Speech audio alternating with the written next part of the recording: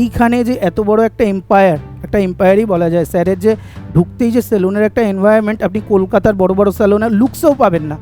লুকসেও আমি কাজ করেছি, আমি যখন ক্যাডিভিউতে ছিলাম লুকসেও আমি ডেমো দিয়েছি, এখানে ভুবনেশ্বরে লুকসেও আপনি এত সুন্দর কিন্তু এনভায়রনমেন্ট স্যারের মতন পাবেন না। এইখানে যখন আপনি এত সুন্দর একটা এনভায়রনমেন্ট পাচ্ছেন, তারপরে আমি স্যারের ভিডিও ফলো করি।